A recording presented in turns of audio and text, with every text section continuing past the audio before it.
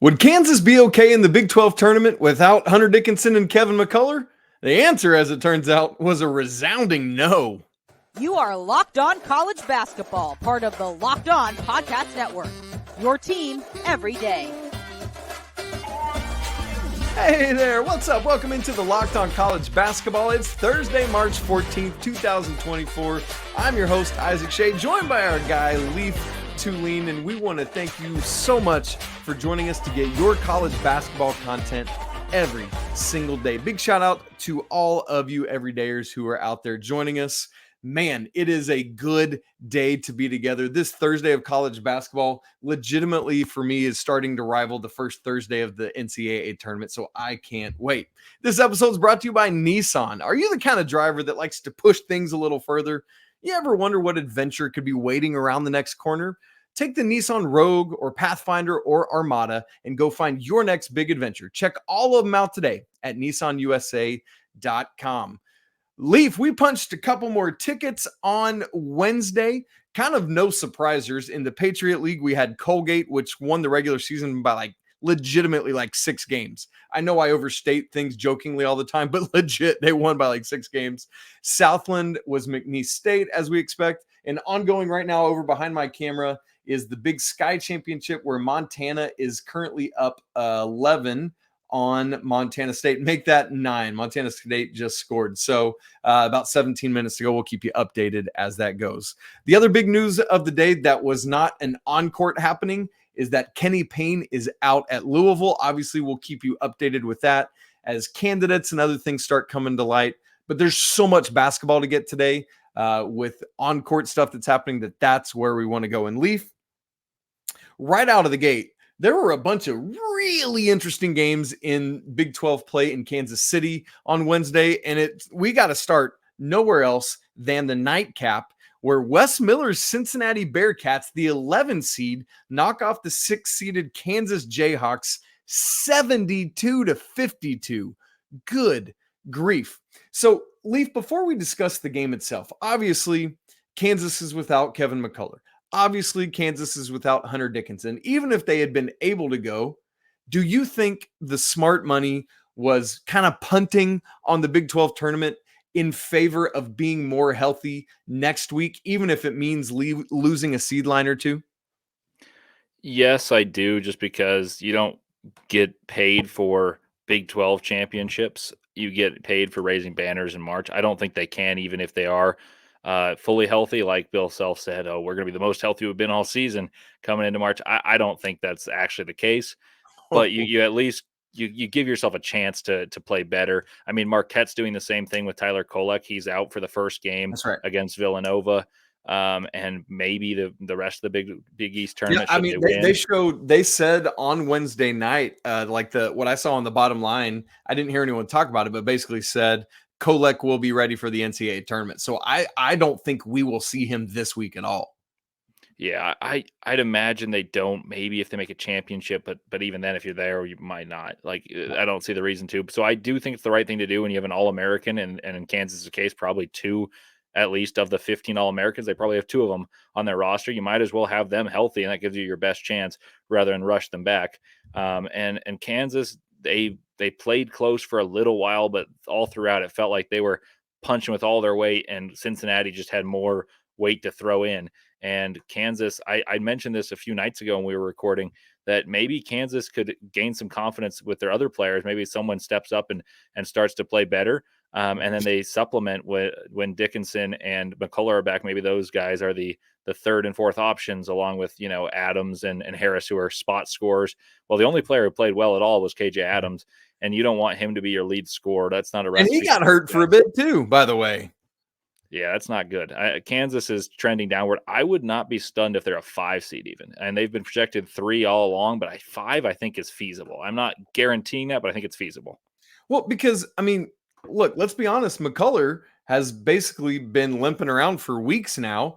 Who knows how Dickinson's shoulder is going to be? And so even with those guys healthy, I don't know how great I feel about Kansas. And you look at let me just read you the shooting numbers of non-KJ Adams players. You ready for this, Leaf? Johnny Furphy, 1 of 8. This is field goals. I'm not saying threes. Elmarco Jackson, 2 of 11. Dwan Harris, 3 of 11. Nick Timberlake, 2 of 9. Like that's your other starters outside of KJ Adams, who was 9 of 14. Leaf, that is troubling. I mean, even with Kevin McCullar and Hunter Dickinson, multiple of those dudes are out there playing and not getting what you get. So we're reverting to this whole conversation we've had all season about Kansas. What you got to have something out of the shooting guard position. And my dude, they're not getting it. Speaking of shooting guard position, Leaf, I want you to guess, unless you've seen the number, what did Kansas shoot from the 3-point line in this game? Well, I know they started 1 of 12. That I saw, and I made a joke to my friend about. So I'm going to go with 3 of 26. Oh, the 3 is correct. The 26 is too high. Not that many attempts, just 20 attempts. But 3 of 20, Leaf. I'm not incredible at math, but that's 15%, my dude. And that's not going to cut it at all. Meanwhile, Cincinnati on the other side went 9 of 26. It's not setting the world on fire, but 34.6% is a whole lot better, more than double 15%. So really good there. Leaf, what do we do with Kansas? Let's project ahead to next week. Let's say we've got an 85% Hunter Dickinson and an 85% Kevin McCullar. What can we realistically expect from the Jayhawks? I think there's still a good chance that you see this team win their first game. And depending their second game, I think if there's a team that doesn't have a big, that's dangerous just because Hunter Dickinson can really dominate a game on the interior and Kevin McCullar will give you all he's got. Dwan Harris has won a national championship. KJ Adams has won a national championship, albeit in a smaller role, but he's played big minutes on a 1 seed. So I think there's a chance to make the Sweet 16, but any further than that, I'd say is fool's gold. Yeah, I agree with that. And I mean, we talk all the time about their lack of depth. It's great. You're fine if your starters are good, but it's exposed here in a big way. And I want to say kudos to the Bearcats as well, because they were up so big, like late in the first half, it was 36-19. It was by 13 points at the half. And then they go on this 15-2 extended run to cut it down to 2 at 40-38. Kudos to Cincinnati, man, for just taking that punch, pushing it back out, and getting this win. Excited for the Bearcats to move on to Thursday. Leave quickly 2 other of the Big 12 games we want to mention, and I'll mention them both and let you take it where you want to. Texas is another team that unexpectedly falls. I mean, it's close. They're the 7 seed. Kansas State's the 10, but Kansas State wins this game 78-74. Just projecting some of the bracketology, Texas was an 8 seed. Kansas State was like the first team after the next 4 out, and Lunardi moves them in to the next 4 out, like the second team of next 4 out after this. Texas had a lead 16 minutes to go. They were up 7, and then Kansas State just pulls away and wins. As for Oklahoma, kind of needing to win to keep themselves looking good, they lose to TCU. TCU was actually the better seed, but TCU wins 77-70. OU was a 9 coming in. TCU was a 10. Leaf, what do you make of those 2 games? Anything stand out, and prognostications for next week? Yeah, I'll start with that second game. I think that TCU has been better than Oklahoma for a while.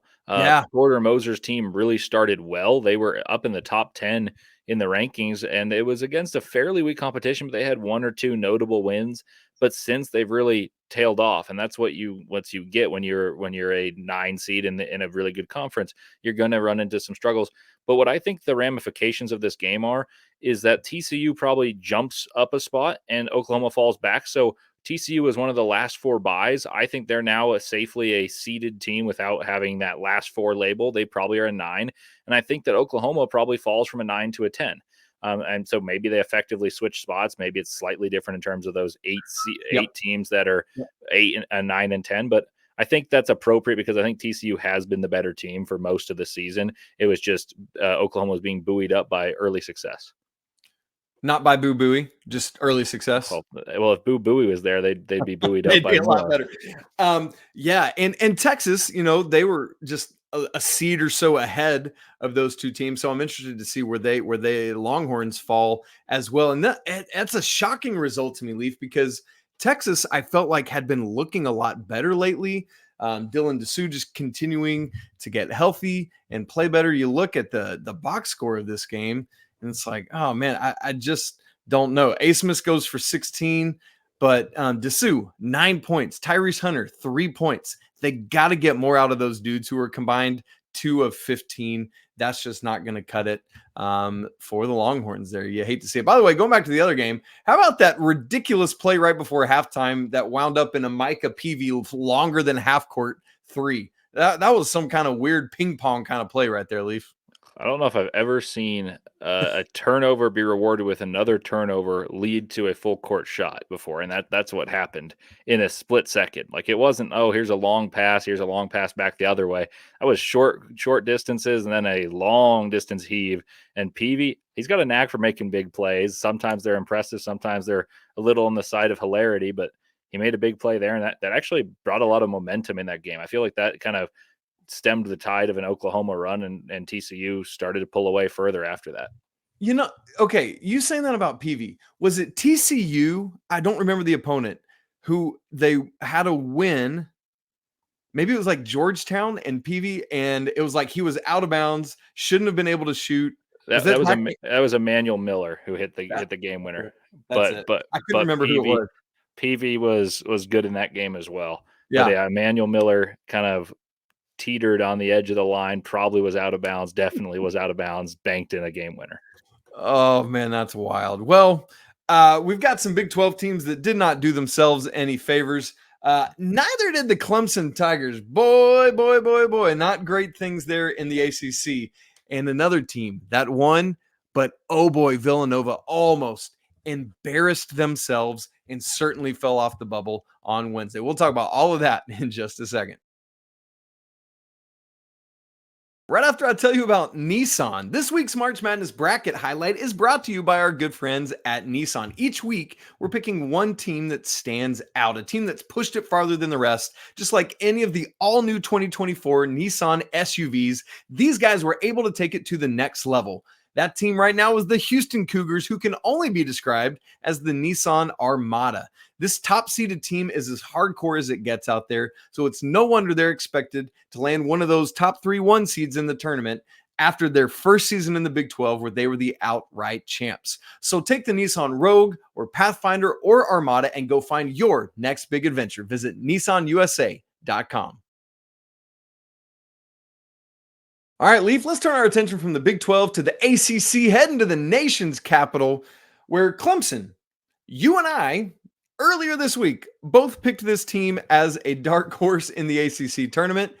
Let's own that. And oh boy, how wrong were we? Boston College is rolling right now. The final score by 21 points, 76-55.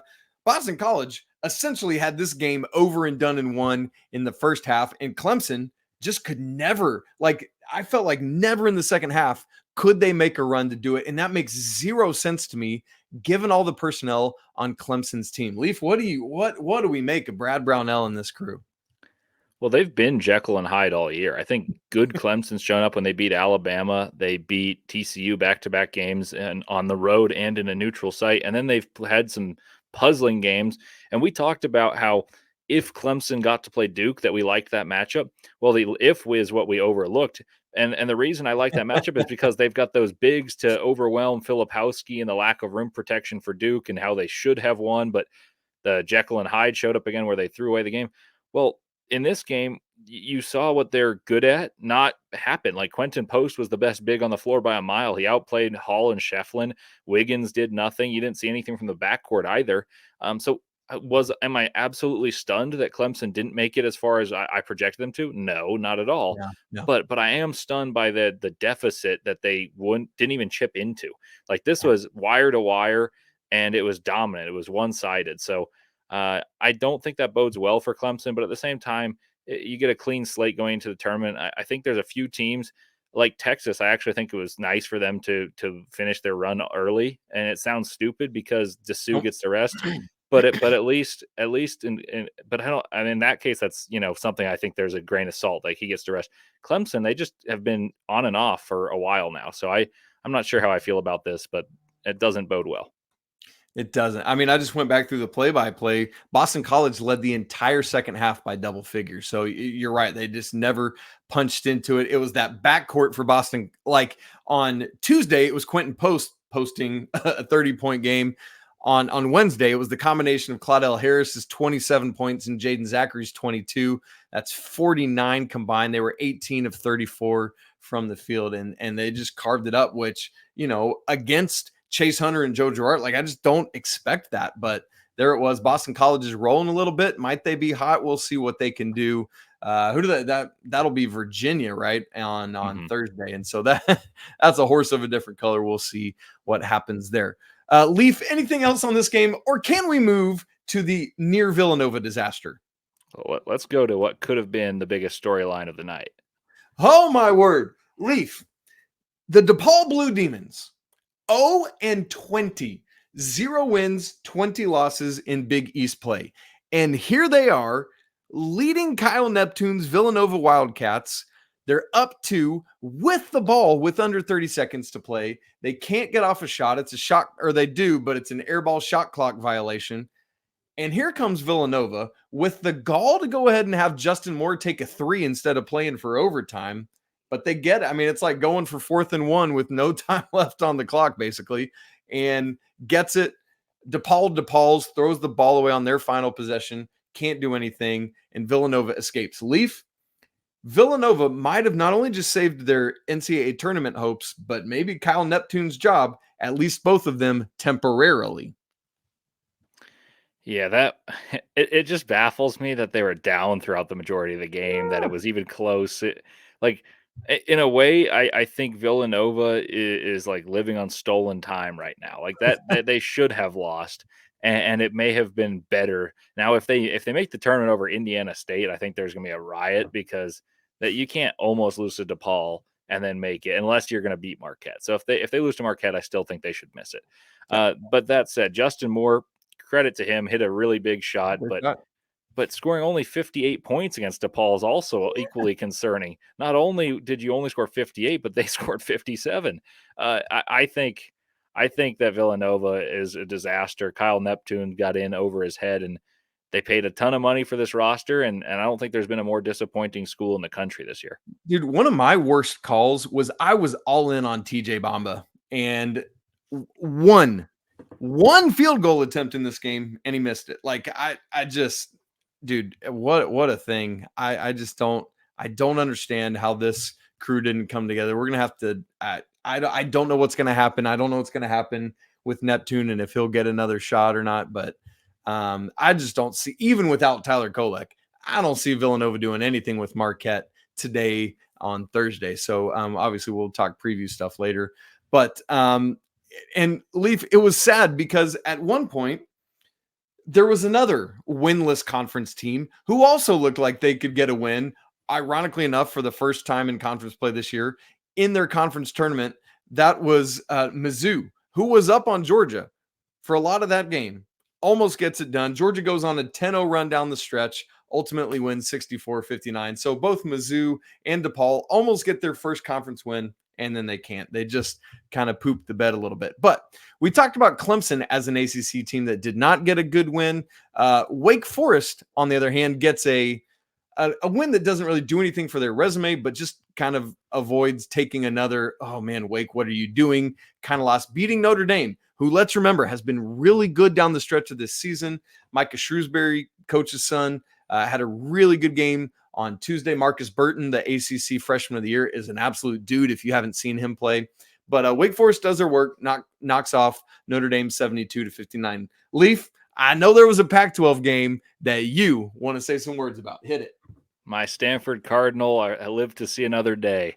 They came back from 18 down and forced overtime, holding Cal scoreless for 8 minutes in the second half. Honestly, didn't score very well of themselves in that 8 minute, but they figured it out, rode the momentum. Once they got to overtime, were clearly the better team and won by 11. So if you look at the score, that's not indicative of how the game went, but I will take it. Stanford lives to see another day. And I think they have a chance against Wazoo. I think Wazoo is a better team. Wazoo's already in, so it means more to Stanford. And stylistically, if Stanford shoots well against the Washington State zone, there's a chance. So I will say my Stanford Cardinal have a chance to make the NCAA tournament still. I got to tell you, what a great ACC game that was on Wednesday night between Stanford and Cal. Great stuff there. Well, folks, 4 games on Thursday in all of the Power 6 conferences and in the Mountain West Conference. I know it's next Thursday that we all can't wait for, but boy, howdy, don't you dare sleep on this Thursday of college basketball action. We'll get ready for that in just a second. Right after I tell you about Amazon Fire TV, which is your destination for sports, from live games to highlights to in-depth analysis. Fire TV offers amazing experiences with smart TVs, as well as the Fire TV stick that you can just plug right into your existing TV to provide access to millions of TV shows and movies. On it legitimately at Shady Acres, which is what I call my house, I have a Fire Stick plugged into every one of my TVs. I love the layout of it. I love the look. The user experience is great. I love the little handy remote. I'm showing it to you if you're watching on YouTube. It's got all these buttons that can just take me direct to Prime Video or Netflix or Peacock or Hulu, Disney Plus. It's great. Fire TV also recently created Fire TV channels to deliver a constant supply of the latest videos from your favorite sports brands, all for free. And that includes all of us here at Locked On. Plus, they've also got great news and entertainment and gaming, travel, and cooking videos to boot. So check out the Fire TV channels on Fire TV and Alexa devices. If you haven't done so, you should. Trust me on that. To learn more, visit amazon.com/lockedonfiretv. This episode is also brought to you by eBay Motors. Passion, drive, and patience. What brings home the winning trophy is also what keeps your ride or die alive. eBay Motors has everything you need to maintain your vehicle and level it up to peak performance. From superchargers to roof racks, LED headlights to exhaust kits, and more. Whether you're into speed, power, or style, eBay Motors has got you covered. They've got over 122 million parts for your number one ride or die. And with that, you'll always find exactly what you're looking for. And with eBay Guaranteed Fit, your part is guaranteed to fit your ride every time or your money back. Because with eBay Motors, you're burning rubber, not cash. With all the parts you need at the prices you want, it's easy to turn your car into the MVP and bring home that win. Keep your ride or die alive at ebaymotors.com. Eligible items only. Exclusions apply. eBay Guaranteed Fit only available to U.S. customers. Leif, what a Thursday of college basketball we've got ahead of us, my man. This top 7 conferences in our sport, ACC, Big 12, Big East, Big 10, Pac-12, SEC, and Mountain West, are all in action with 4 games apiece. That's 28 games of awesomeness at the tip top of our sport. So, Leif, here's what we're going to do. We'll go through each of these. I'll rattle off the 4 games, and then we'll just pick a game that is most intriguing to us, one out of each conference. ACC. We've got FSU versus North Carolina, noon on ESPN. Wake Forest Pitt, 2:30 on ESPN2. NC State and Duke, 7 on ESPN. BC versus Virginia, we mentioned that earlier. That's the nightcap, 9:30. As of recording, they haven't announced the channel for that. Leif, what of those 4 games is most intriguing? I think the most intriguing one is Wake and Pittsburgh, just because it has the most implications on the bubble. That's right. Can one of these teams, if they win this one, do they have enough on their resume to get in? Probably not. But if they win this one, can they probably beat Carolina or Florida State?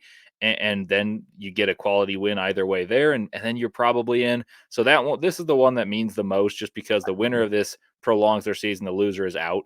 And I think that's the one I'm most looking forward to watching, though, is probably Carolina and Florida State, just because both times Florida State's played Carolina, they've played them close. That's right. They have the recipe to win, even though they haven't done so. And if you were, North Carolina's locker room, I think they'd be like, I'd rather not play Florida State. But I think in a way, it's a really good test for how good they are, how dialed in as a unit they are, as a veteran bunch, and can they complete what's been very hard to do in the ACC, win the ACC regular season and the postseason title. I completely agree with you there. Wake is in better position than Pitt right now. First 4 out as of Lunardi's most recent, while Pitt is next 4 out. By the way, in Virginia-Boston College, Virginia's hanging on. Last 4 in category right now. Don't lose that game. Leif, Big 12, we got 4. BYU against Texas Tech. That's 12:30 ESPN2. By the way, all these times are Eastern. TCU against Houston, 3 on ESPN. K-State against Iowa State, that's 7 o'clock, ESPN2. And the nightcap, Cincinnati against Baylor, who is very glad they're not playing Kansas, regardless of being shorthanded. That's 9:30 tip on ESPN+. What do you got, Leaf? I'm torn here, but I'm going to go with TCU and Houston. And the agree. reason being TCU beat Houston earlier this year, and I think they have the recipe to beat Houston. I'm not saying, oh, bet on this one, you'll get great odds or anything like that. I'm not advising you to bet against Houston, who I think is the best team in the Big 12 easily. But they're used to high ball pressure because that's how they play. They pressure the ball, and they have the athletes that make it possible to rebound with Houston. If they don't have a turnover fit like they had in Ames, Iowa earlier this season, right. they have a chance to keep the rebounds close and force turnovers back the other way against a team in Houston that doesn't turn the ball over that frequently, but does struggle to shoot from the three. So I will just say, look for a closer game between TCU and Houston than you may anticipate based off their records. Yep, that Kansas, speaking of Ames, Iowa, the Kansas State-Iowa State game is interesting. Kansas State right now is next for out territory. Be a massive win for them if they could get it. Let's go to the Big East, where 3 of the 4 games are compelling to me, Leaf. I'll just go ahead and say that. We kick off with Xavier at UConn, noon on FS1. That's the one that to me is least compelling of the 4. Then we go to St. John's, Seton Hall, 2:30 on FS1. Providence and Creighton, 7 on FS1, and then rounding out the day with Nova and Marquette at 9:30 on FS1. We already talked about we don't expect Tyler Kolek back this week, but all of these have bubble implications, Leaf, as we look at those later 3 games. Who do you like? What do you like here? Do all 3 Creighton and Marquette, and can they both win as we expect them to do? But maybe the most intriguing because of that is St. John's and Seton Hall. Yeah, to me, St. John's and Seton Hall is the most intriguing. And for a personal reason as well, I was at the game between St. John's and Seton Hall when Rick Pitino went on his rant about calling everyone laterally slow, and they were up 19, but even when they were up, I was with my friend who's not a huge basketball guy, but he's getting into it, and he was like, "Do you think there's a chance that Seton Hall comes back?" I was like, "I think it'll be a close game at the end, just because they're similarly matched teams, and I don't feel like this has been like a dominant first half. Even though they've been up, they just made a few more shots." Well, St. John's didn't score practically the rest of the game. And then you saw what happened. They've transformed their season. They won every game since. So I think it's a little bit poetic that they're playing each other once more.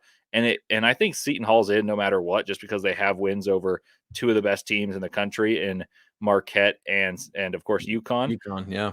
But I think if St. John's loses, it's a really, really questionable situation if they get in. So it's a huge game for Pitino and St. John's. Can Pitino right the wrong and beat the team that sent them into that tailspin in order to get them on the climbing way they've been able to get back into this? Because right now they're the hottest team in the Big East, even over UConn. They've got a longer streak. Okay, I hear it. All right, Leaf, we need to pick up the pace. We got 4 to go. Let's be quick on each of these. Just name a game and we'll move on. Big Ten, Minnesota, Michigan State, noon tip. All 4 of these are on Big Ten Network, so there you go. Second, Maryland against Wisconsin. That's 2 o'clock.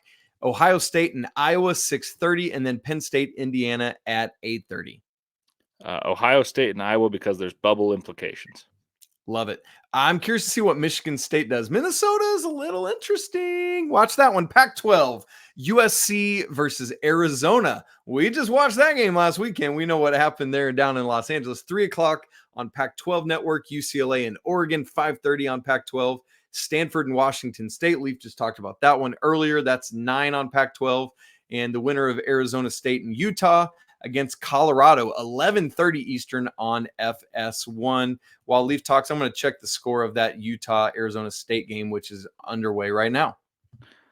I'm most personally intrigued by Stanford. Can my boys get it done? But the one that's probably the most compelling is Utah, assuming they beat Arizona State because they're up 25 at half. I was going to say they're up 54-29 with 15 to go. So let's go ahead and write Utah into that. Utah and Colorado is a big game because if Colorado wins, I think they're in the tournament. And if Utah wins, I think it becomes a real interesting situation of if they're in or not, because they have wins against St. Mary's and BYU, which are really helping them right now. But they finished with a sub 500 conference record. So and a terrible road record. So personally, I think they've been a little overrated throughout the season. But if you can come up with back-to-back wins against ASU and Colorado, I think there's a chance. And I'm really curious to see if USC's got anything for Arizona again, or if the Wildcats are just irked after what happened last Saturday. SEC, Mississippi State versus LSU is the first tip of the day at 1 on SEC Net. All 4 of these are on SEC Network, actually. Arkansas against South Carolina, 3:30. Ole Miss, Texas A&M at 7, and UGA, Florida. What do they call it? The biggest party in the world for the football game. That's at 9:30. The cocktail or something. The biggest cocktail party. There you go. That one's at 9:30. Leif, what do you like in the SEC? I think I'll go with the biggest cocktail party in the world, just because I think Florida is a very fun team to watch, and Georgia has played some good teams well. They haven't often come out on the right side, but they've played close against Tennessee. They've played closely against Florida. They've played closely against Alabama. So I'm expecting a pretty tightly contested game in that one. Yeah, and by the way, fear not if you didn't hear the top 4 seeds in Big Ten and SEC. They're a day behind the others, and so the top 4 seeds don't begin until Friday in those conferences. Mountain West, to wrap it up, Leaf, all 4 of these are on CBS Sports. We tip off with Fresno State, Utah State, the 1 seed at 3. San Diego State, UNLV at 5:30, Colorado State, Nevada at 9, New Mexico and Boise State at 11:30. Leaf, this conference is bonkers, man. What do you like? All of them. Honestly, that's the one I'm most excited for. So I really don't know. I think the biggest game is probably in New Mexico has to win. So because of that impetus to win, that might be the one that I would choose if forced to make an answer. But I'm excited for all those games. I'm commentating during one of those, so I'm bummed I'll miss it. So I'm going to race back and turn on Mountain West Network and CBS Sports and just tune in for a long night of hoops after a long day of hoops. So I can't wait. You love to see it. Yeah, it's the middle 2 games that I'm really, really interested to see, but I think particularly Colorado State and Nevada. By the way, in the Big Sky Championship, Montana State has flipped things. They went on a 19-3 run, and they are now up 65-53 on Montana with 7 to go. That is a big change from when we started this show. And after that, no more tickets punched until Saturday. So nothing. The run is now 22-3, by the way, until Saturday. So there are 13 tickets punched then. Gang, it's the greatest time of the year. It's so incredible. Thanks so much for being here with us. If you're not part of the Locked On College Basketball Discord community, come join us. The link is in the show notes. It's free to join. If you haven't subscribed to our show on video and audio, do that. It's easy to do. Just smash the little subscribe button and then hit the like button as well so that we know you are here. Want to say apologies to the Lawyer family, as we always do. Let's go Wildcats. There's a bunch of them playing on Thursday and until Friday's show. Peace.